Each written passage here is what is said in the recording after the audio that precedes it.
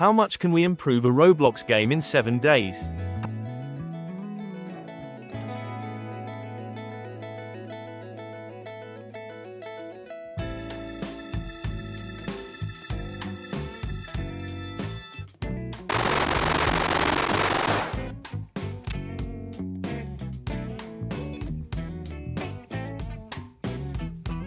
When I started this 7-day improvement challenge, the game already had its core features in place. My task was to introduce new features that would transform the game into a fun and fully playable experience. Before the first day, I had already created a main quest line to guide new players. However, I soon realized that it wouldn't be effective if players didn't know where to find the quests. That's when I came up with the idea of a quest navigator. The quest navigator has a simple function. It points players toward the location of the next quest. I also added a quality of life feature that lets players toggle the quest navigator on or off. Now, completing quests is much easier. I felt that constantly shooting zombies and goblins became repetitive and boring, so I decided to introduce a new enemy type, brain rot monsters. This addition helps keep the gameplay fresh and prevents players from getting bored too quickly.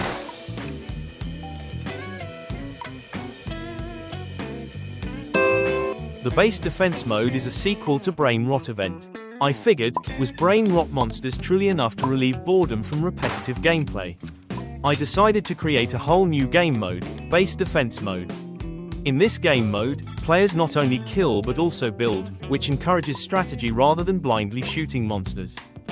I initially created 4 types of buildings: the energy generator, wall, fire turret, and ice turret. These structures are designed to support players in battle and become essential for surviving and reaching higher waves. As a bonus feature, I introduced base upgrades to further expand the gameplay experience. Players can now upgrade their cash earned per wave, improve building regeneration, repair the base, and even slow down all enemies. These upgrades add depth to the strategy and make survival more rewarding. I disliked the idea that, at higher waves, monsters dealt so much damage that buildings would quickly collapse. To solve this, I added a new structure, the shield generator. It protects nearby buildings by surrounding them with a shield, and the effect even stacks. With this feature, players can safeguard their defenses and avoid the frustration of constantly rebuilding after reaching high waves. Players also have the option of building walls to block monsters directly.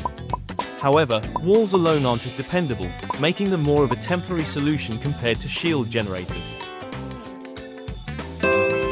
Apart from the infinite wave modes, I also created a boss mode. In this mode, players must dodge powerful boss attacks while shooting to survive. The boss, known as the Shadow King, has a massive health pool, making the battle especially challenging. After defeating him, players are rewarded with materials that can be used to upgrade their shield capacity. This was also the day I implemented the shield feature, giving players new defensive options to complement their offensive strategies. I wanted each player to have unique stats, so I introduced the equipment system. Each piece of equipment comes with its own rarity and randomly generated attributes. Equipping gear grants players valuable bonuses, making it a crucial part of growing stronger and progressing in the game. To craft equipment, players must head to the crafting anvil. There, they can check the materials required for their desired item and explore the map to gather resources. Since crafting takes time, players may need to return later to claim their finished equipment. To make crafting more convenient, I ensured that progress continues even when players are offline. This way, equipment is ready when they return, keeping the experience seamless and rewarding. I decided to add boss waves to the existing base defense mode, as they create an extra layer of challenge for players. Completing a boss wave rewards 3 times the usual cash, giving players a valuable opportunity to earn more resources and upgrade their stats. Now you may be wondering, what sets this boss apart from the Shadow King introduced earlier? This new boss features improved attack animations and enhanced sound effects, making the gameplay feel far more immersive.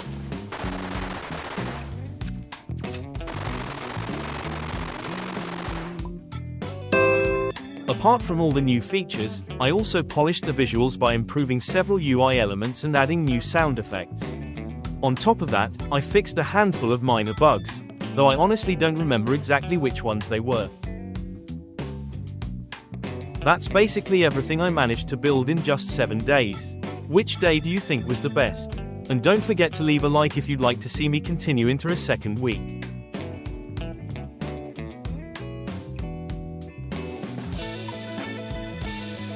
Shush, some of the features you spotted in the video but I didn't mention actually belong to the second week of development.